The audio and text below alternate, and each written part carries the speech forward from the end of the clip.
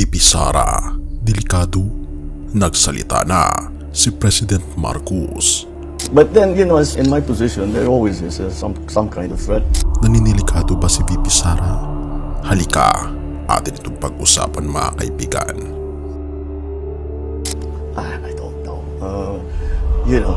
But I'm really not in a position to say about what that's about. But you have to be careful.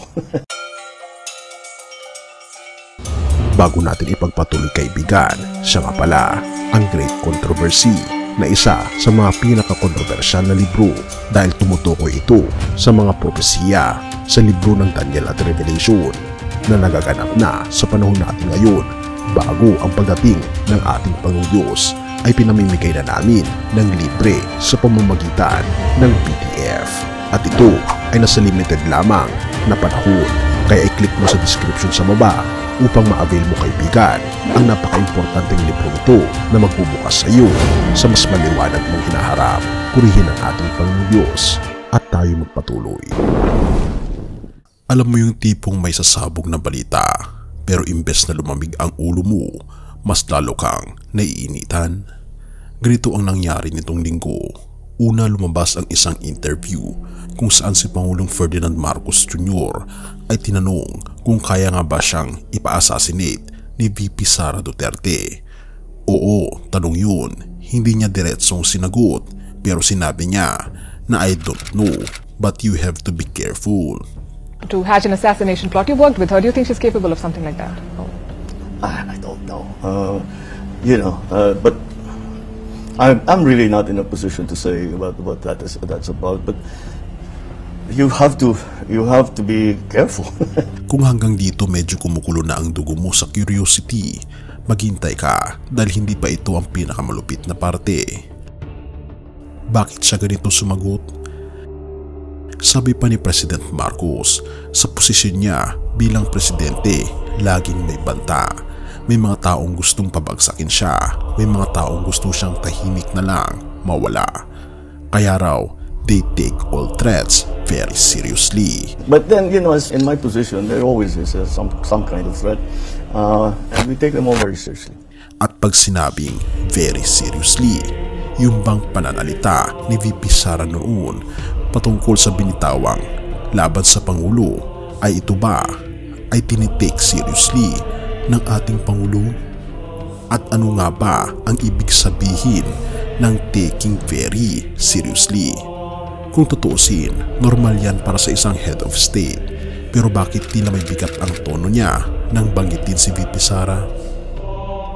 Ang timing na hindi may paliwanag.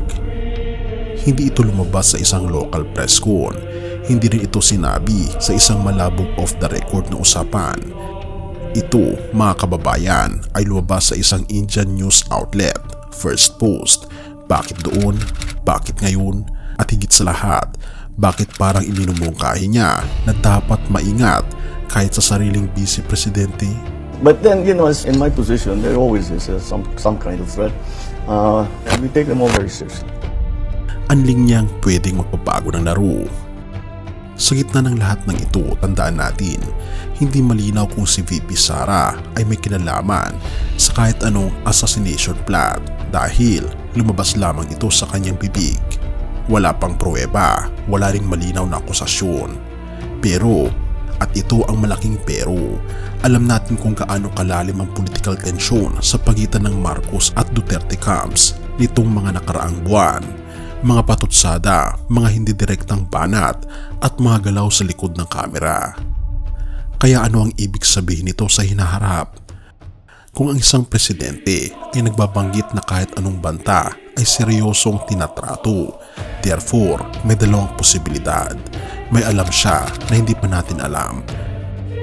At kung akala mo hanggang dito na lang yan, balikan mo ang sinabi niya, I am not in a position to say what's that about. I don't know.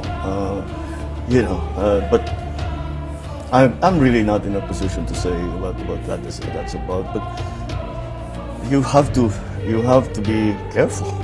Hindi ba't mas nakakatakot kapag ang leader mismo ang umamin na may alam siya pero pinipili niyang hindi magsalita pa? 1:10 verses 28 to 29. Binibigyan ko sila ng buhay na walang hanggan at kailanman ay hindi sila mawawalan at walang makakaagaw sa kanila mula sa aking kamay. Ang aking Ama na nagbigay sa kanila sa akin ay higit sa lahat at walang makakaagaw sa kanila mula sa kamay ng Ama. Kung si Marcos ay nag-iingat laban sa banta, therefore tayo rin ay dapat magtiwala sa iisang makakapagligtas ng ating buhay. Hindi lang dito sa lupa, kundi hanggang sa walang hanggan.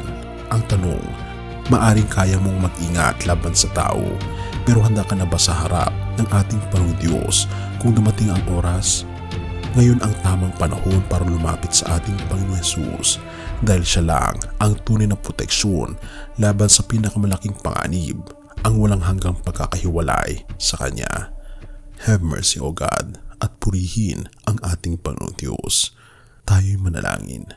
Ama naming Diyos na makapangyarihan sa lahat, tunay nga po Panginoon na ang aming mundo ay hindi ligtas, punong-puno ng tensyon, mga bagayan, mga nakikita po naming hindi po magaganda sa paningin ng isang Kristiyano at sa paningin po ninyo.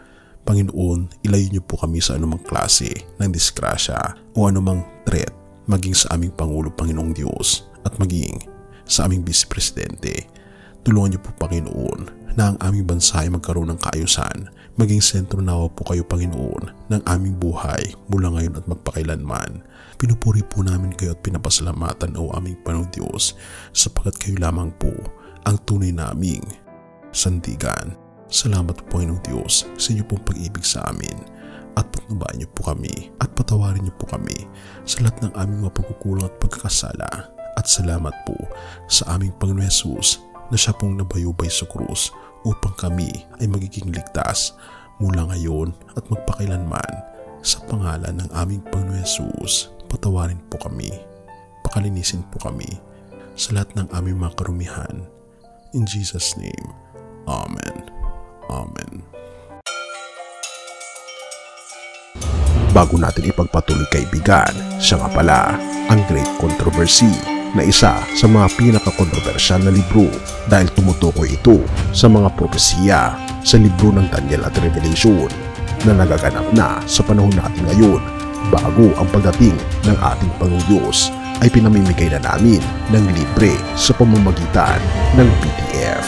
At ito ay nasa limited lamang na panahon kaya i-click mo sa description sa baba upang ma-avail mo kaibigan ang napaka-importanteng libro ito na magbubukas sa iyo sa mas maliwanag mong hinaharap. Purihin ang ating Panginoong Diyos at tayo magpatuloy.